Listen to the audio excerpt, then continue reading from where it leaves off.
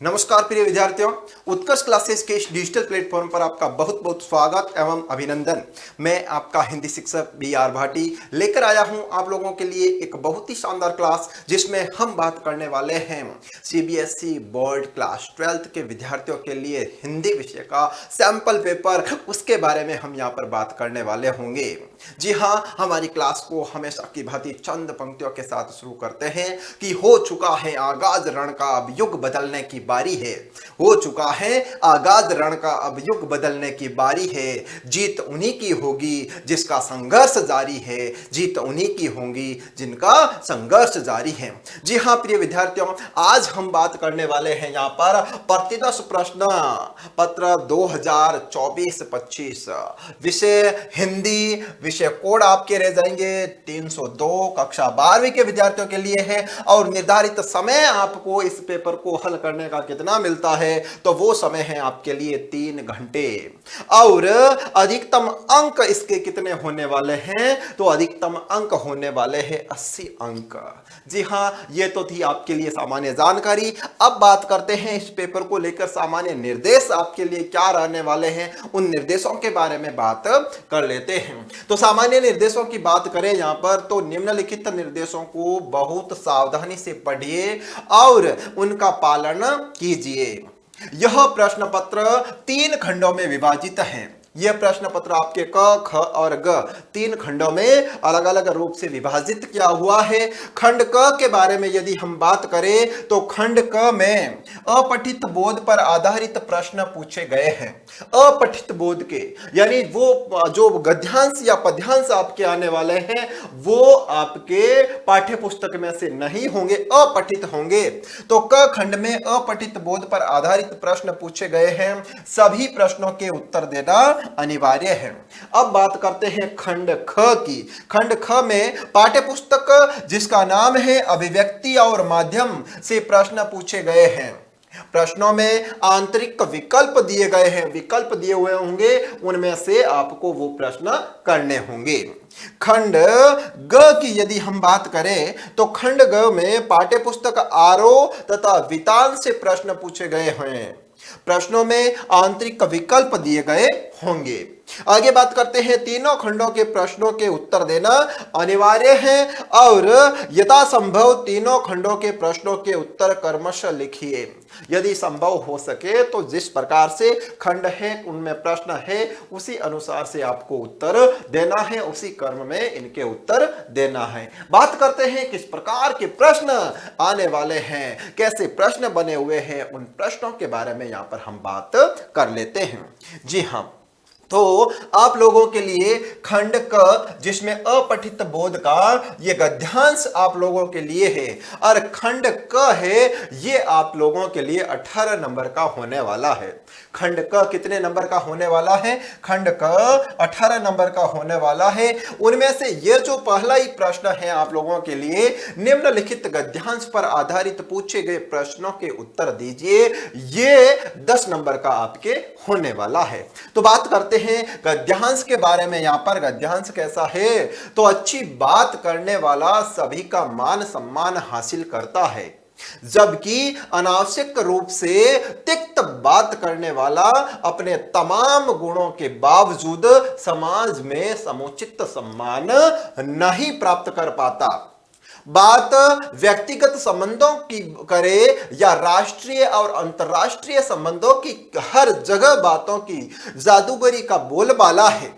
बातों ने बड़े से बड़े युद्ध को रोका है, बातों ने बड़े से बड़े युद्ध को रोका है, तो बड़ा से बड़ा युद्ध करवाया भी है।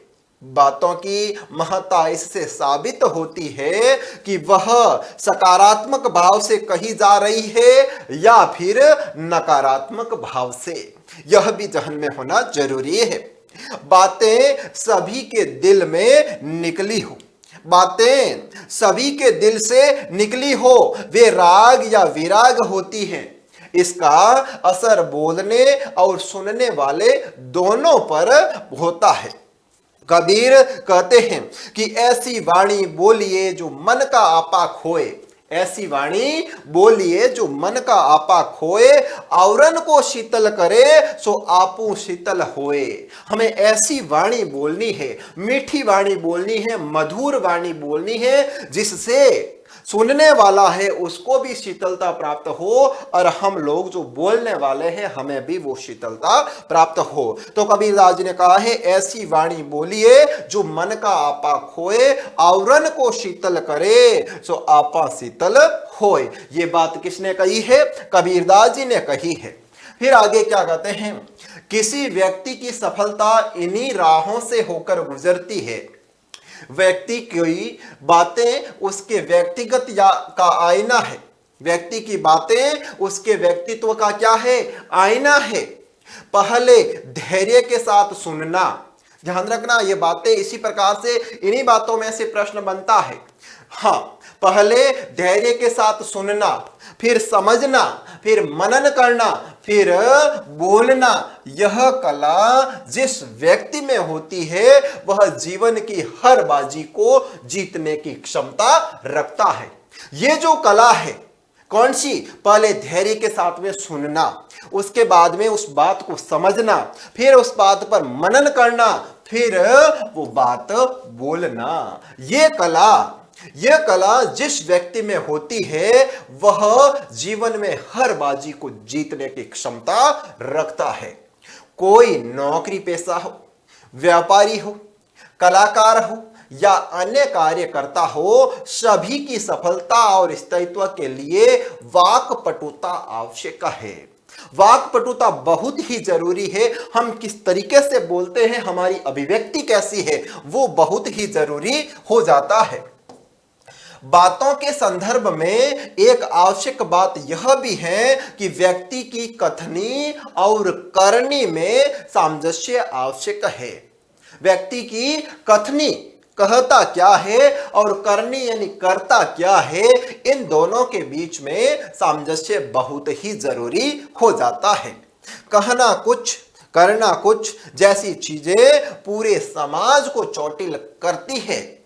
आज जीवन वास्तविक साधुत्व को जीते राष्ट्रपिता गांधी के विवेकपूर्ण और ओजस्वी वक्तृत्व क्षमता के आगे शक्तिशाली फिरंगी और तमाम लोग नतमस्तक हो जाते थे। फिरंगी शब्द किनके लिए आया है? ये अंग्रेजों के लिए यहां पर आया है। साभार कहां से? संगीता सहाय, जनसत्ता, 23 अप्रैल 2024। अब बात करते हैं यहां पर ये जो गद्यांश था हमारे सामने, इस गद्यांश से किस प्रकार के प्रश्न बनते हैं और उनका उत्तर हमें किस प्रकार से देना है। तो यह रहा इसी गद्यांश पर आधारित पहला ही प्रश्न आप लोगों के लिए। प्रश्न है, बात का महत्व किस पर आधारित होता है? बात का महत्व किस पर आधारित होता है? विकल्प 1 नंबर है आपके सामने माहौल पर, 2 नंबर है आपके सामने सकारात्मक या नकारात्मक होने पर, 3 नंबर है यहां पर संवेदनशीलता पर और अंतिम 4 नंबर है आपके लिए बोलने सुनने वालों पर। तो यहां पर हमारा प्रश्न था बात का महत्व किस पर आधारित होता है, तो यहां पर यह विकल्प आपका सही उत्तर हो जाएगा 2 नंबर वाला, सकारात्मक या नकारात्मक होने पर। बात करते हैं आगे, यहां पर देखो 2 नंबर सही उत्तर हो जाएगा। हाँ, फिर आगे बात करते हैं। अगला प्रश्न है आप लोगों के लिए, बापू के आचरण में हमें क्या नहीं मिलेगा? बापू कौन? बापू कहते हैं महात्मा गांधी जी को। महात्मा गांधी जी के आचरण में हमें क्या नहीं दिखाई देता है, क्या नहीं मिलेगा? विकल्प 1 नंबर है आपके सामने कथनी करनी में समानता, विकल्प 2 नंबर है आपके सामने साधुत्व, 3 नंबर है आपके सामने जीतने की इच्छा और अंतिम विकल्प है आप लोगों के लिए वाक्पटुता। तो बापू के आचरण में हमें क्या नहीं मिलेगा, इस बात का ध्यान रखना है। क्या नहीं मिलेगा वो बात हमें यहां पर बतानी है। तो बापू यानी महात्मा गांधी जी के आचरण में हमें जीतने की इच्छा नहीं मिलेगी। 3 नंबर यहां पर हमारा सही उत्तर हो जाएगा, जीतने की इच्छा नहीं मिलेगी। बढ़ते हैं आगे। अगला प्रश्न यह रहा आप लोगों के लिए अगला प्रश्न। जी हाँ, प्रश्न है आप लोगों के लिए, निम्नलिखित कथनों पर विचार कीजिए। कथन क्या है? कथन एक नंबर है यहां पर, बात में सकारात्मक नकारात्मक ऊर्जा होती है। 2 नंबर कथन है यहां पर आपके सामने, बात सम्मान अपमान का आधार होती है। 3 नंबर है कथन आपके लिए, विवाद का समाधान बात पर आधारित होता है। और अंतिम 4 नंबर कथन है आप लोगों के लिए, तिक्त बात करने वाले गुणी होते हैं। तो यहां पर हमें बताना है गद्यांश के अनुसार कौन सा कथन सही है। 4 कथन है, इनमें से कौन सा कथन सही है, कौन सा या कौन से। एक कथन या एक से अधिक कथन भी सही हो सकते हैं, तो वो बताना है इन 4 कथनों में से कौन सा कथन सही है। तो उसके लिए आपके सामने ऑप्शन है। ऑप्शन 1 नंबर में है कि केवल कथन 1 और 2 सही है। 2 नंबर में है केवल कथन 2 सही है। 3 नंबर में है यहां पर केवल कथन 1, 2 और 3 सही है। और अंतिम 4 नंबर ऑप्शन है आप लोगों के लिए, केवल कथन 3 और 4 सही है। तो यहां पर आपका सही उत्तर हो जाएगा विकल्प 3 नंबर। यहां पर जो ये कथन दिए हुए आप लोगों के लिए, इनमें से ये चौथा कथन है, तिक्त बात करने वाला गुणी होगा, ये यहां पर गलत दिया हुआ है। तो 4 नंबर यहां से हटाना है, बाकी 1, 2 और 3 नंबर कथन बिल्कुल सही है। इसका मतलब यहां पर हमारा सही उत्तर हो जाएगा 3 नंबर ऑप्शन। हाँ, बढ़ते हैं आगे। अगला प्रश्न है आप लोगों के लिए, व्यक्ति की सफलता का मार्ग क्या है? व्यक्ति की सफलता का मार्ग क्या है? तो व्यक्ति की सफलता का मार्ग होता है धैर्य के साथ सुनना, समझना, मनन करना, फिर बोलना। यह होता है व्यक्ति की सफलता का कारण। हाँ, फिर आगे बात करते हैं। सफलता का मार्ग हो गया यह, धैर्य के साथ सुनना, समझना, मनन करना और बोलना। अगला प्रश्न है, युद्ध करवाने और रोकने की जादूगरी का आधार बातें कैसे हो सकती है? तो देखो, इसके लिए होगा सकारात्मक या नकारात्मक भाव की संचारक बातें ही होती है। हाँ बिल्कुल। फिर आगे बात करते हैं यहां पर, कबीर के दोहे में वाणी अर्थात बातों की शीतलता से क्या तात्पर्य है?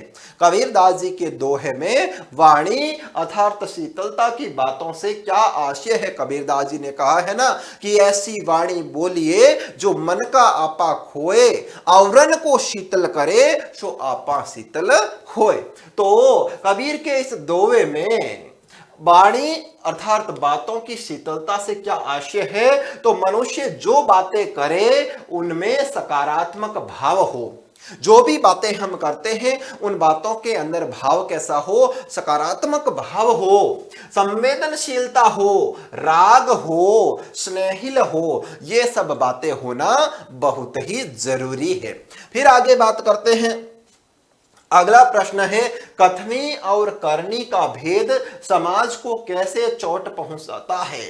कथनी और करनी का जो भेद है वो हमारे समाज में किस प्रकार के चोट पहुंचाता है, किस प्रकार से चोट पहुंचाता है? तो देखो, अविश्वसनीयता का संचार होता है जिसे आपसी संबंध बिगड़ जाते हैं। कथनी और करनी में यदि अंतर है तो इस स्थिति में क्या हो जाएगा?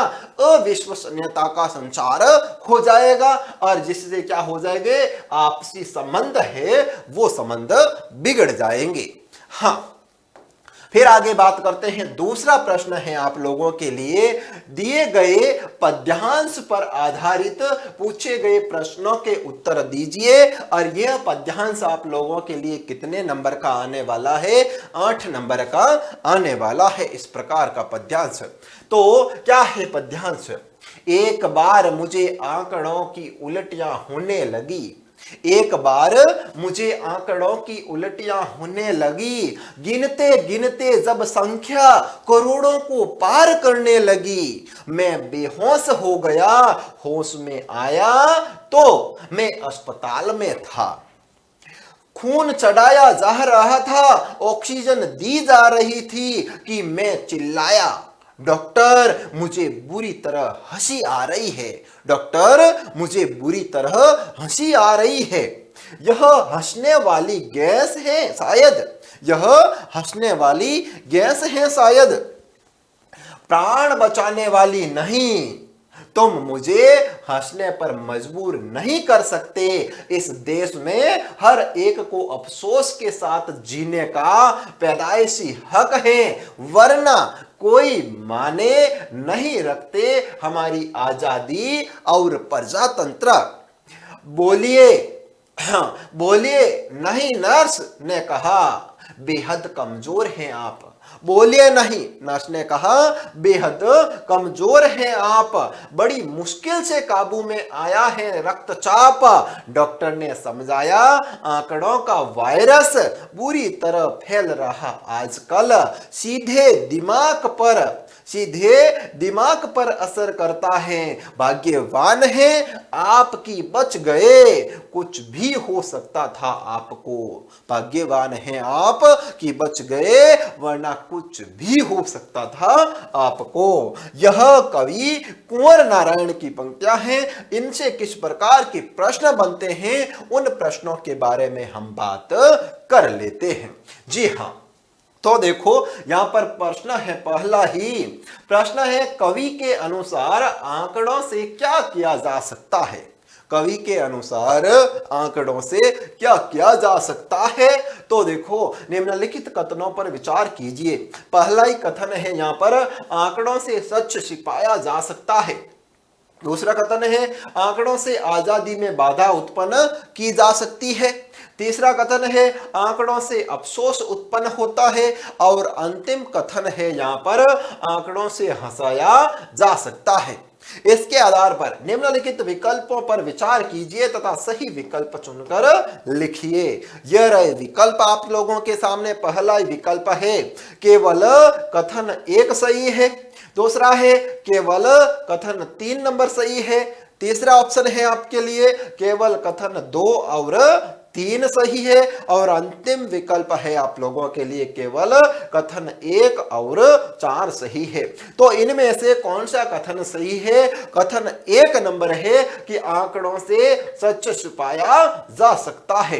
यहां पर केवल 1 नंबर जो विकल्प है यह सही है। यहां पर केवल कथन 1 सही है, विकल्प 1 नंबर आपका सही उत्तर यहां पर हो जाएगा। बढ़ते हैं आगे। अगला प्रश्न है आप लोगों के लिए, कवि की हंसी का संभावित कारण था। कवि की हंसी का संभावित कारण क्या था? 4 विकल्प है। विकल्प ए जिसमें है खून तथा ऑक्सीजन चढ़ाया जाना। विकल्प 2 नंबर है आपके सामने, हंसाने वाली गैस। 3 नंबर विकल्प है आपके लिए, गलत और झूठे आंकड़े। और अंतिम विकल्प है आप लोगों के लिए, आंकड़ों की उल्टियां। तो यहां पर आपका सही उत्तर हो जाएगा, कवि की हंसी का संभावित कारण क्या था? तो कवि की हंसी का संभावित कारण था गलत और झूठे आंकड़े। विकल्प 3 नंबर आपका यहां पर सही उत्तर हो जाएगा। 3 नंबर सही उत्तर हो जाएगा यहां पर, गलत और झूठे आंकड़े। बढ़ते हैं आगे। अगला प्रश्न यह रहा आपके सामने। अगला प्रश्न, कॉलम 1 को कॉलम 2 से सुमेलित कीजिए और सही विकल्प सुनकर लिखिए। यह रहा आपके सामने कॉलम 1 नंबर और इधर है कॉलम 2 नंबर। इन दोनों का आपसी मिलान करना है। तो कॉलम 1 में है आजादी और प्रजातंत्र। 2 नंबर है आंकड़ों का वायरस। 3 है अफसोस के साथ जीना। इनके अर्थ सामने दिए हुए हैं। 1 नंबर है गुमराह रखने का हथियार। 2 नंबर है यथार्थ में रहना। 3 नंबर है सच जानने का अधिकार। सच जानने का अधिकार। तो यहां पर देखो कौन सी मेल खाने वाले हैं। पहला ही है आजादी और प्रजातंत्र। आजादी और प्रजातंत्र है सच जानने का अधिकार। यहां पर ये मेल खा जाएगा। यानी 1 नंबर में कितने हो जाएंगे? 3 नंबर अपन को मिलाने हैं। दूसरा है आंकड़ों का वायरस। आंकड़ों का वायरस हो जाएगा गुमराह करने का हथियार। आंकड़ों का वायरस कहां चला जाएगा? 1 नंबर में गुमराह रखने का हथियार। तो यहां आ जाएगा आपके 1 नंबर। और अफसोस के साथ जीना, अफसोस के साथ जीना यानी यथार्थ में रहना, ये यहां पर आ जाएगा आपके 2 नंबर। यहां पर 2 नंबर आ जाएंगे। तो 1 में 3, 2 में 1 और 3 में 2 है, वो हमारा सही उत्तर हो जाएगा। अब देखते हैं यहां पर 1 में 2 है तो ये यहां पर गलत हो गया। 1 में 1 है तो ये यहां पर गलत हो गया। 1 में 1 है तो ये भी गलत हो गया। तो पीछे रहा 1 में 3, 2 में 1, 3 में 2। तो ये हमारा सही उत्तर यहां पर हो जाएगा। 4 नंबर हमारा सही उत्तर हो जाएगा। जी हां, बिल्कुल 4 नंबर यहां पर सही उत्तर हो जाएगा। बढ़ते हैं आगे। अगला प्रश्न यह रहा आपके सामने। अगला प्रश्न, आंकड़ों की उल्टियां से कवि का क्या तात्पर्य है? आंकड़ों की उल्टियां से कवि का क्या तात्पर्य है? तो कवि कहना चाहता है कि आंकड़ों से अत्यधिक घिरे रहना। आंकड़ों की उल्टियां मतलब आंकड़ों से अत्यधिक घिरे रहना। अगला प्रश्न है, आंकड़ों का वायरस सीधे दिमाग पर कैसे असर करता है? आंकड़ों का वायरस सीधे दिमाग पर किस प्रकार से असर करता है? तो यहां पर आंकड़ों से भ्रम उत्पन्न किया जाता है। आंकड़ों से क्या उत्पन्न किया जाता है? भ्रम उत्पन्न किया जाता है। इंसान झूठ को सच मानने लगता है और संख्याओं का लंबा चौड़ा जाल बुना जाता है जो भ्रामक होता है। इस प्रकार से आंकड़ों का वायरस सीधे दिमाग पर असर करता है। बढ़ते हैं आगे। अगला प्रश्न है आप लोगों के लिए। डॉक्टर के अनुसार कवि के साथ कुछ भी हो सकने से क्या तात्पर्य है? कवि के साथ कुछ भी हो सकने से डॉक्टर के अनुसार क्या तात्पर्य है? तो बात करें यहां पर तो कवि आंकड़ों का शिकार हो सकता था। कवि आंकड़ों का शिकार हो सकता था। सभी अपनी बात समझाने के लिए आंकड़ों का खेल में लगे हैं। सभी अपनी बात को समझाने के लिए आंकड़ों के खेल में लगे हैं। आंकड़ों को अपने हित में बड़ा चढ़ाकर पेश कर रहे हैं और आंकड़ों को अपने हित में बड़ा चढ़ाकर पेश किया जा रहा है। आंकड़े सच को सामने लाने की जगह सच को छिपाने के लिए अपनी सुविधा अनुसार दर्शाए जा रहे हैं। हाँ, फिर आगे बात करते हैं। अगला प्रश्न यह रहा आपके सामने। खंड ख खंड से इस प्रकार के प्रश्न आएंगे आपके। और अब बात करते हैं खंड ख के बारे में। तो खंड ख क्या है आप लोगों के लिए? खंड ख है अभिव्यक्ति और माध्यम पुस्तक पर आधारित प्रश्न।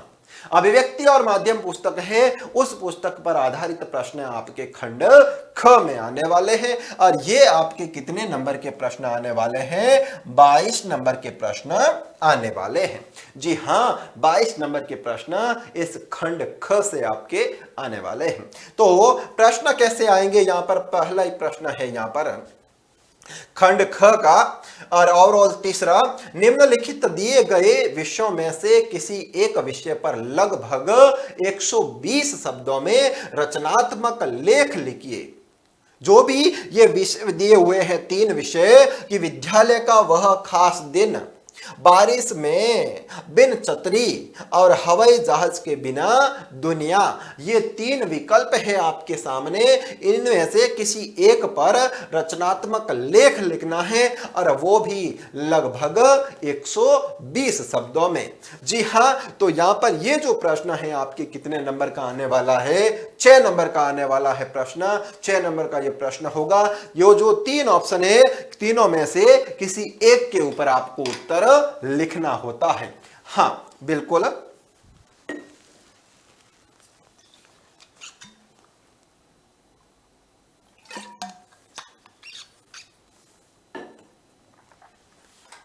यहां पर बात करते हैं इसके ऊपर किस प्रकार से हम रचनात्मक लेख लिख सकते हैं। तो हम यहां पर बात करते हैं विद्यालय का वह खास दिन। विद्यालय का वह खास दिन, इस विषय पर हम रचनात्मक लेख लिखते हैं। किस प्रकार से हम लिख सकते हैं और पूरे में से पूरे अंक कैसे हासिल कर सकते हैं।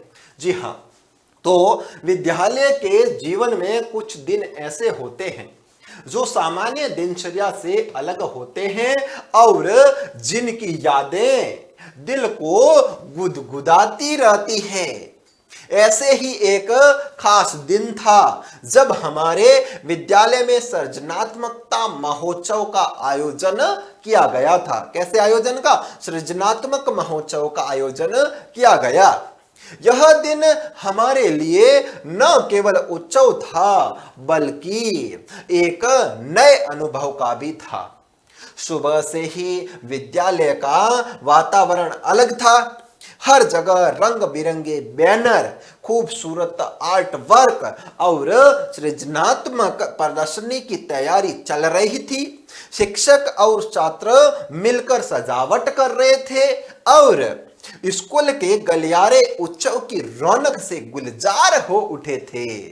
रंगों की चकाचौंध में खोए हुए हम सभी छात्रों को एक नई ऊर्जा का एहसास हो रहा था। इस खास दिन के लिए कई कार्यक्रम तय किए गए थे जिसमें कला, संगीत, नृत्य और कविता की विभिन्न प्रतियोगिताओं का आयोजन हुआ। फिर मेरे लिए सबसे रोमांचक पल वह था जब मैंने अपनी कविता, जिसका नाम है सपनों की उड़ान, क्या नाम है? सपनों की उड़ान नामक कविता का प्रस्तुति मैंने दी। हाँ, मंच पर खड़े होकर जब मैंने अपने शब्दों को साझा किया, अपनी अभिव्यक्ति दी, प्रस्तुति दी, तो सुनने वालों की ताली और सराहना ने आत्मविश्वास को चरम सीमा पर पहुंचा दिया। इतनी तालियां बजी, इतना मुझे आत्मविश्वास मिला। इसके अलावा विज्ञान प्रदर्शनी में बनाए गए मॉडल्स और प्रोजेक्ट्स ने भी सभी का ध्यान आकर्षित किया।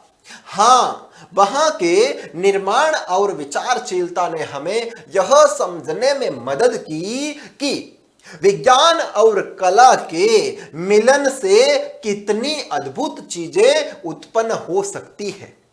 खास दिन का समापन सांस्कृतिक संध्या के साथ हुआ, जिसमें सभी छात्र और शिक्षक मिलकर गाने और नृत्य प्रस्तुत करने लगे।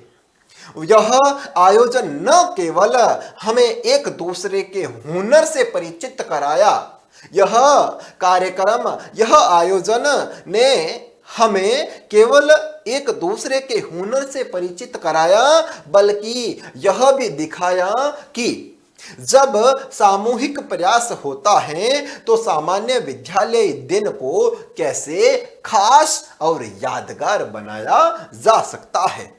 जब शाम को सूर्यास्त के साथ हमारे घर जाने का समय आया तो सबके चेहरे पर एक सुखद थकावट और संतोष का भाव था। विद्यालय का वह खास दिन हमारे लिए प्रेरणा का स्रोत बना और हमारी दोस्ती और एकता को भी मजबूत किया। उस दिन की यादें हमेशा हमारे दिलों में ताजगी और खुशी के रूप में बनी रहेगी। इस प्रकार से हमें किसी एक विषय पर रचनात्मक लेख लिखना होता है। फिर अगला प्रश्न है आप लोगों के लिए, निम्नलिखित प्रश्नों को ध्यानपूर्वक पढ़कर किन्हीं 4 प्रश्नों के लगभग 40 शब्दों में उत्तर दीजिए। और यह कितने नंबर के होने वाले हैं? आपके 8 नंबर के टोटल होने वाले हैं, यानी 4 प्रश्न है, प्रत्येक यहां पर 2 नंबर का होने वाला होगा। यहां पर देखो, पहला ही प्रश्न है इसका कि कहानी और नाटक किन बिंदुओं पर समान होते हैं? कहानी और नाटक ऐसे कौन से बिंदु होते हैं? उन बिंदुओं में दोनों ही समान ही होते हैं। तो देखो, कहानी और नाटक दोनों में कहानी, पात्र, परिवेश, कहानी का क्रमिक विकास, संवाद, द्वंद्व और चरम उत्कर्ष होता है। यह दोनों में ही समान रूप से देखने को मिलता है। हाँ, फिर बात करते हैं अप्रत्याशित विषयों पर लेख से क्या अभिप्राय है। अप्रत्याशित विषयों पर लेख से क्या अभिप्राय है, तो ऐसे विषय जिसकी कभी आशा भी न की हो। अप्रत्याशित यानी ऐसे विषय जिनकी कभी आशा भी न की हो, उन्हें अप्रत्याशित कहा जाता है। हाँ, फिर आगे बात करते हैं अगले प्रश्न की ओर कि रेडियो संसार का कैसा माध्यम है जिसकी कोई दो सीमाएं लिखें। रेडियो संसार का कैसा साधन है? श्रव्य साधन है। रेडियो संसार का श्रव्य साधन है। और इनकी सीमाओं के बारे में यदि हम बात करें तो रेडियो की सीमाओं में, रेडियो में अखबार की तरह पीछे लौटकर सुनने की सुविधा नहीं होती है। ऐसे नहीं कि अखबार का तो पन्ना वापस पलट के हम देख सकते हैं, लेकिन रेडियो में ऐसा नहीं होता है। अगर रेडियो बुलेटिन में कुछ भी भ्रामक या अरुचिकर है तो संभव है कि श्रोता तुरंत स्टेशन को बंद कर दे। हाँ, ये होती है रेडियो की सीमाएं। फिर आगे बात करते हैं, यहां पर अगला प्रश्न है आप लोगों के लिए, फ्रीलांसर पत्रकार कौन होता है? फ्रीलांसर पत्रकार कौन होता है? हाँ, जिसका संबंध किसी खास अखबार से ना हो और वह भुगतान के आधार पर अलग अलग अखबारों के लिए लिखता हो, वो फ्रीलांसर कहलाता है। किसी एक अखबार, एक कंपनी के अखबार से नहीं जुड़ा है, वो अलग अलग प्रकार के अखबारों में अलग अलग तरीके से लिखता रहता है। हाँ, अपने पैसों के लिए, कमाई के लिए उनको फ्रीलांसर कहा जाता है। अपने भुगतान के आधार पर अलग अलग अखबारों के लिए लिखता हो। हाँ, अगला प्रश्न है आप लोगों के लिए, नए और अप्रत्याशित विषयों पर लेखन के कोई दो लाभ बताइए।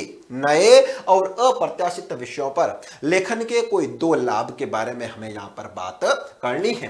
तो देखो, यह आपकी मौलिक रचना होगी, लेखन कौशल में अत्यधिक विकास होगा, लेखन कौशल में अत्यधिक विकास होगा। फिर आगे बात करते हैं, यहां पर अगला प्रश्न है आप लोगों के लिए, निम्नलिखित प्रश्नों को ध्यानपूर्वक पढ़कर किन्हीं दो प्रश्नों के लगभग 80 शब्दों में उत्तर देने हैं। तो देखो, इस प्रकार के प्रश्न आपके एग्जाम में बन सकते हैं। प्रिंट या मुद्रित माध्यम से आप क्या समझते हैं? प्रिंट या फिर मुद्रित माध्यम से आप क्या समझते हैं? इसकी किन्हीं तीन विशेषताओं को रेखांकित कीजिए। बात करते हैं प्रिंट या मुद्रित से तात्पर्य जिससे चापा गया हो। मुद्रित माध्यमों के तहत अखबार, पत्रिकाएं, पुस्तकें आदि ये सभी आते हैं।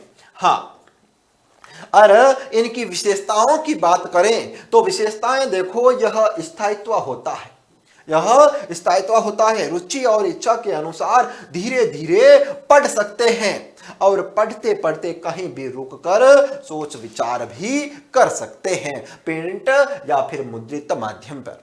हाँ, फिर आगे बात करते हैं। हाँ, अगला प्रश्न है आप लोगों के लिए, उल्टा पिरामिड शैली किस प्रकार के लेखन को की बुनियादी शैली होती है?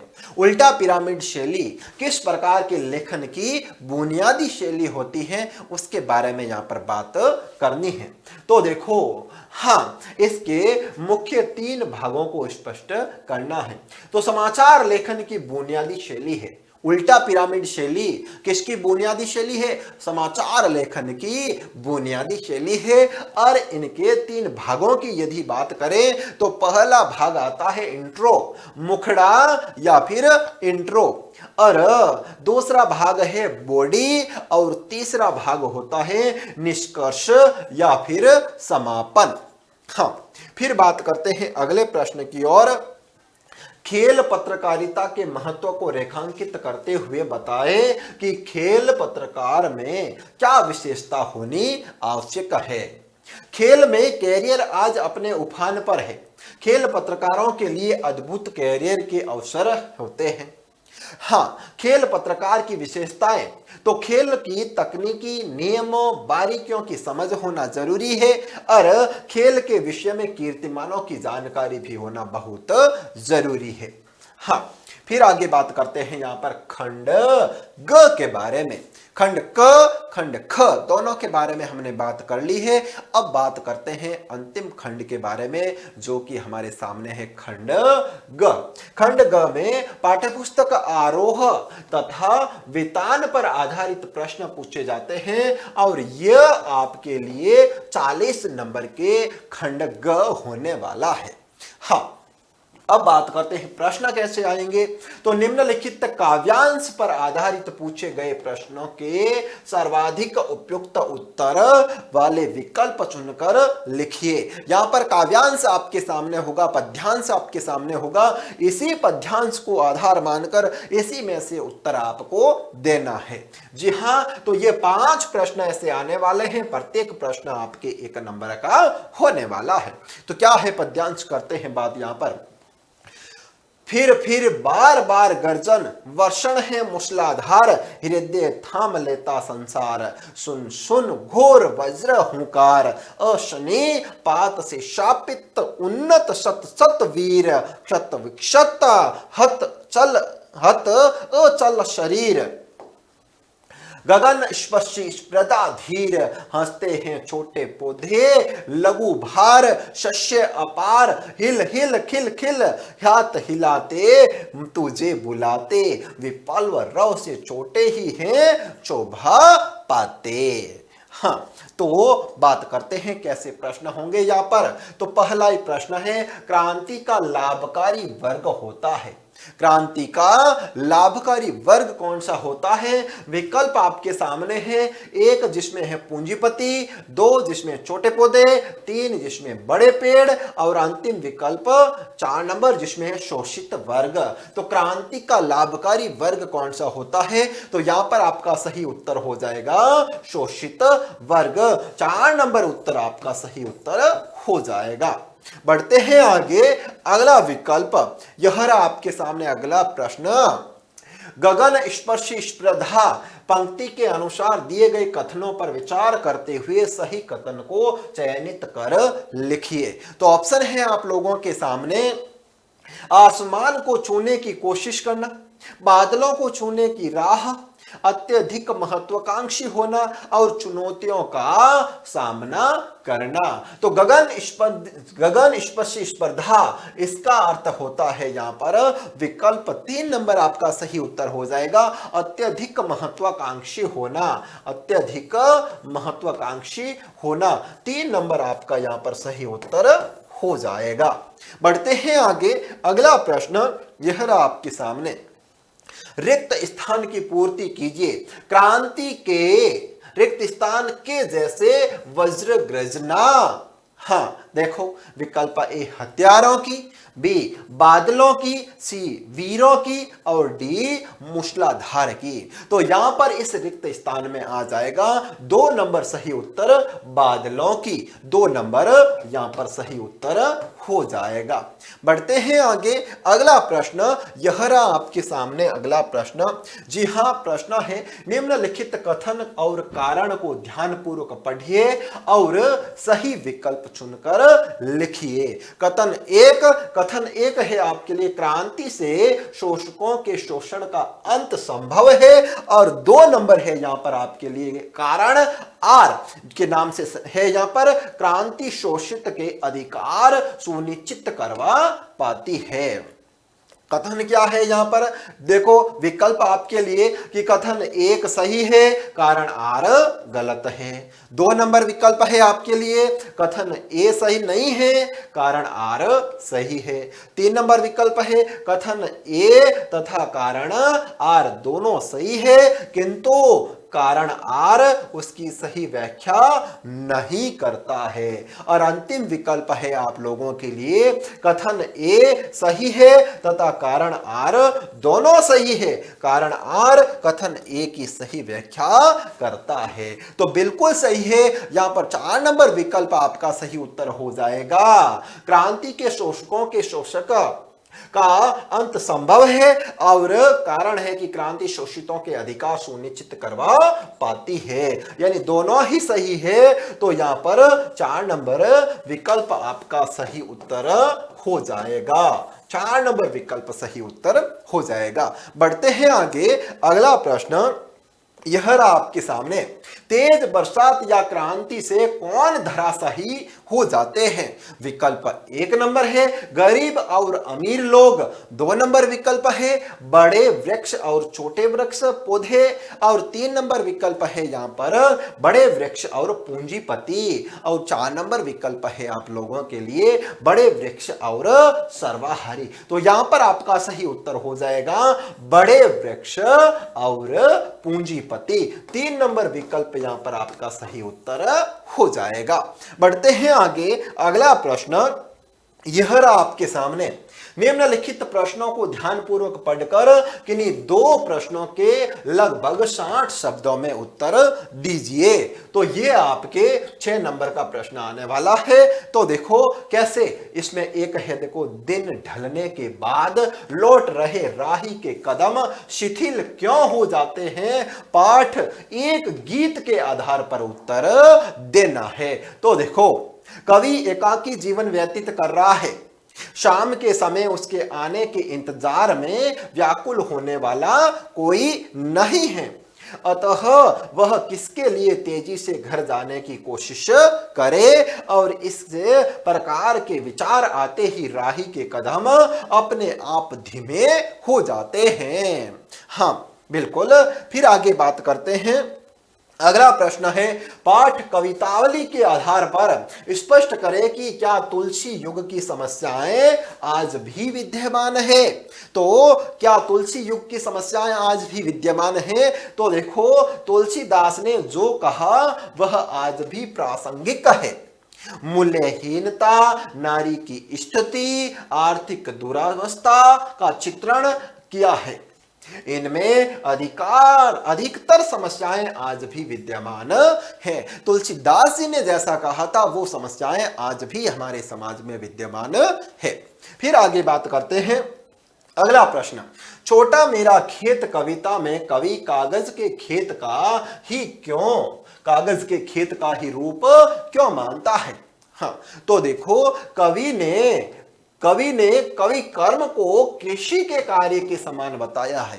कवि कर्म को किसके समान बताया है? खेती के कार्य के समान, कृषि के कार्य के समान ही बताया है। जिस तरह किसान खेत में बीज बोता है, वह बीज अंकुरित पल्लवित होकर पौधा बनता है, इसी तरह किसी क्षण एक रचना, विचार या फिर अभिव्यक्ति का बीज बोया जाता है। हाँ, फिर आगे बातें करते हैं। अगला प्रश्न है आप लोगों के लिए। निम्नलिखित प्रश्नों को ध्यानपूर्वक पढ़कर किन्हीं दो प्रश्नों के उत्तर 40 शब्दों में दीजिए। तो देखो, इसमें पहला ही प्रश्न है, कविता बात सीधी थी पर में किसी बात को पेचीदा कैसे किया जाता है? 2 नंबर का प्रश्न आएगा। तो उसके लिए यहां देखो, बात को सहज रूप से न कहकर तोड़ मरोड़ कर या घुमा फिरा कर कहने का प्रयास, और अंततः बात उलझ जाती है। अगला प्रश्न है आप लोगों के लिए, कैमरे में बंद अपाहिज कविता आज के मीडिया पर प्रासंगिक व्यंग्य कैसे हैं? तो देखो, कविता कुछ लोगों की संवेदनहीनता प्रकट करती है। कविता कौन सी? कैमरे में बंद अपाहिज कुछ लोगों की संवेदनहीनता को प्रकट करती है। लोग धन कमाने एवं अपने कार्यक्रम के प्रचार प्रसार के लिए दूसरों की भावनाओं को ठेस पहुंचाते हैं। किसी की करुणा बेचकर अपनी आय बढ़ाना चाहते हैं और कार्यक्रम को रोचक बनाने के लिए उल्टे सीधे प्रश्न पूछते हैं, और अतः यह प्रासंगिक है। हाँ, फिर आगे बात करते हैं। रुबाइयां पाठ में आंगन में ठुनक रहा है जिद आया, आंगन में ठुनक रहा है जिद आया, बालक तो है चांद पे ललचाया, बालक तो है ही चांद पे ललचाया। में व्यक्त बालपन को रेखांकित करना है। तो देखो, बालपन को किस प्रकार से रेखांकित करते हैं? तो बच्चे जिद पर आते हैं तो अपनी इच्छा पूरी करवाने के लिए नाना प्रकार की हरकतें करने लग जाते हैं, और बच्चे का ठुनकना, पांव पटकना, रोना आदि सभी क्रियाएं बालपन की सूचक है। हाँ, फिर आगे बात करते हैं यहाँ पर निम्नलिखित गद्यांश पर आधारित पूछे गए प्रश्नों के सर्वाधिक उपयुक्त उत्तर वाले विकल्प सुनकर लिखिए। तो यह गद्यांश है आप लोगों के सामने कि मैं सोचता हूं कि पुराने की यह अधिकार लिप्सा क्यों नहीं समय रहते समाधान हो जाती। जरा और मृत्यु ये दोनों ही जगत के अपरिचित और अति प्रमाणिक सत्य है। तुलसीदास ने अफसोस के साथ इनकी सच्चाई पर मुहर लगाई थी। दरा को प्रमाण यही तुलसी जो फरा सो झरा, जो बरा सो बुताना। मैं शिरीष के फूलों को देखकर कहता हूं कि क्यों नहीं फलते ही समझ लेते बाबा की झड़ना निश्चित है। सुनता कौन है? महाकाल देवता सपासप कोड़े चला रहे हैं, जीर्ण और दुर्लभ झड़ रहे हैं। जिनमें प्राण कण थोड़ा भी ऊर्ध्वमुखी हैं वे टिक जाते हैं। दुरंत प्राण धारा और सर्वव्यापक कालाग्नि का संघर्ष निरंतर चल रहा है। मूर्ख समझते हैं कि जहां बने हैं वहीं देर तक बने रहें तो काल देवता की आंख बचा जाएंगे। और भोले हैं वे, हिलते डुलते रहो, स्थान बदलते रहो, आगे की ओर मुंह किए रहो तो कोड़े की मार से बच भी सकते हो, जमे कि मरे। हाँ, तो प्रश्न है आप लोगों के लिए यहां पर कि गद्यांश के अनुसार मूर्ख क्या समझते हैं। विकल्प है जहां है वहीं बने रहेंगे। विकल्प 2 नंबर है कि प्राण और कालाग्नि में संघर्ष निश्चित है। 3 नंबर है कि वे बहुत भोले भाले हैं। 4 नंबर है यहाँ पर बदलाव आवश्यक है। तो यहाँ पर आपका सही उत्तर हो जाएगा जहां है वहीं बने रहेंगे। मूर्ख यह समझते हैं। विकल्प 1 नंबर यहाँ पर आपका सही उत्तर हो जाएगा। अगला प्रश्न है आप लोगों के लिए, पुराने फूल पत्तों को यह क्यों समझना आवश्यक है कि झड़ना निश्चित है। तो देखो, क्योंकि तुलसीदास ने इसे ही सत्य माना है। अगला है महाकाल देवता के कोड़े चलाने के कारण, और तीसरा है जन्म और मृत्यु जगत का प्रामाणिक सत्य है, और अंतिम है जन्म और मृत्यु के आपसी संघर्ष के कारण। तो यहां पर 3 नंबर आपका सही उत्तर हो जाएगा। जन्म और मृत्यु जगत का प्रामाणिक सत्य है, 3 नंबर आपका सही उत्तर हो जाएगा। बढ़ते हैं आगे। अगला प्रश्न है आप लोगों के लिए, निम्नलिखित कथनों पर विचार करते हुए गद्यांश के अनुसार सही कथन का चयनित कर लिखना है। तो अफसोस जीवन का सच है। 2 नंबर है जो चीज फलती फूलती है उसका अंत निश्चित है। 3 नंबर ऑप्शन है न्याय का चक्र गतिमान है। 4 नंबर ऑप्शन है आपके लिए अधिकार प्राप्ति संघर्ष से ही संभव है। तो यहां पर आपका सही उत्तर हो जाएगा 2 नंबर ऑप्शन कि जो चीज फलती फूलती है उसका अंत निश्चित है। 2 नंबर ऑप्शन यहां पर आपका सही उत्तर हो जाएगा। बढ़ते हैं आगे। अगला प्रश्न है कॉलम 1 को कॉलम 2 से सुमेलित कीजिए और सही विकल्प सुनकर लिखिए। तो देखो, कॉलम 1 है जिसमें जीवन का सत्य, 2 नंबर है जीवन की स्थिरता, 3 नंबर है जीवन की गतिशीलता, और कॉलम 2 में है आपके सामने अधिकार लिप्सा, दुरंत प्राण धारा और बुढ़ापा और मरणशील। तो इसको मिलान करता है आपस में। तो जीवन का सत्य क्या है? बुढ़ापा और मरणशीलता।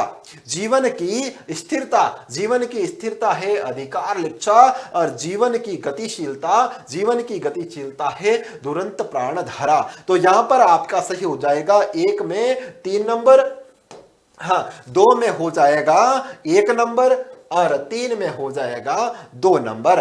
तो वो हमारा सही उत्तर हो जाएगा ऑप्शन 1, जिसमें 1 में 3 नंबर है, 2 में 1 नंबर है, 3 में 2 नंबर है। यही हमारा सही उत्तर हो जाएगा। विकल्प 1 नंबर हमारा सही उत्तर हो जाएगा। यहां पर बढ़ते हैं आगे। अगला प्रश्न है गद्यांश पर केंद्रीय भाव हो सकता है। इस गद्यांश का केंद्रीय भाव क्या हो सकता है? तो देखो, सभी को अपने प्राण प्रिय हैं, 2 नंबर है स्थिर रहना भोलापन है। 3 नंबर है स्थिरता संघर्ष से आती है। और 4 नंबर है परिवर्तन प्रकृति का नियम है। तो यहां पर इस गद्यांश का केंद्रीय भाव हो सकता है परिवर्तन प्रकृति का नियम है। 4 नंबर विकल्प आपका सही उत्तर हो जाएगा। हाँ, बढ़ते हैं आगे। अगला प्रश्न है निम्नलिखित प्रश्नों को ध्यानपूर्वक पढ़कर के लिए 2 प्रश्नों के उत्तर लगभग 60 शब्दों में दीजिए। तो प्रश्न है यहां पर पहला ही, भक्तिन पाठ के आधार पर पंचायत द्वारा किए गए अन्याय पर टिप्पणी कीजिए। देखो यहां पर भक्तिन पाठ में क्या कही गई है कि भक्तिन की बेटी के संदर्भ में पंचायत द्वारा किया गया न्याय असल में अन्याय था, तर्कहीन और अंधे कानून पर आधारित है और संपत्ति के लालच में षड्यंत्र पर भोली बच्ची को धोखे से जाल में फंसाया गया है और लड़की की कोई बात नहीं सुनी गई और पंचायत के अंधे कानून से बुरे की जीत पीड़ित की हार हुई है। अगला प्रश्न है बाजार दर्शन पाठ के आधार पर बताएं कि भगत जी का व्यक्तित्व बाजार को कैसे सार्थक करता है। हाँ, तो निश्चित समय पर चूरन बेचने के लिए निकलना। दूसरा है यहां पर निश्चित आमदनी के पश्चात चूरन को बच्चों में मुफ्त बांट देना, बाजार के आकर्षण से प्रभावित ना होना, पैसों की व्यंग्य शक्ति से निर्लिप्त रहना और उनकी आवश्यकताएं और इच्छाएं सीमित हैं अतः बाजार का आकर्षण उन पर कार्य नहीं करता है। अगला प्रश्न है आप लोगों के लिए, काले मेघा पानी दे, काले मेघा पानी दे विज्ञान के तथ्य पर सहज प्रेम की विजय है, आशय स्पष्ट करना है। तो देखो विज्ञान का अपना तर्क है जो तथ्य से उपजा है, लोक मान्यता का आधार विश्वास है जो सहज प्रेम से आता है। हाँ, अगला प्रश्न है आप लोगों के लिए, निम्नलिखित प्रश्नों को ध्यानपूर्वक पढ़कर के 2 प्रश्नों के लगभग 40 शब्दों में उत्तर देने हैं। तो देखो प्रश्न किस प्रकार के आपके आने वाले हैं। लुट्टन पहलवान की विशेषता, लुट्टन पहलवान की किन 2 चारित्रिक विशेषताओं को आप अपने जीवन में समायोजित करना चाहते हैं। तो वो दो चारित्रिक विशेषताएं हैं, एक तो है उनकी साहसीपन, दूसरा है संवेदनशीलता। हाँ, फिर आगे बात करते हैं। यहां पर अगला प्रश्न है शिरीष के फूल पाठ के आधार पर स्पष्ट करें कि लेखक गांधी जी और शिरीष को एक समान क्यों बताता है। तो यहां पर बात करते हैं, शिरीष चिलचिलाती धूप, लू, वर्षा और आंधी में भी अविचल खड़ा रहता है, हमेशा डटा रहता है। गांधी जी आजादी के संग्राम में अन्याय, भेदभाव और हिंसा को झेलते रहे हैं। शिरीष अनासक्त रहकर अपने वातावरण से रस खींचकर सरस कोमल बना रहता है और गांधी जी अन्यायी शासन के विरोध में डटकर खड़े रहे हैं। फिर आगे बात करते हैं। अगला प्रश्न है बाबा साहेब डॉक्टर भीमराव अंबेडकर के अनुसार दास्ता की व्यापक परिभाषा क्या है।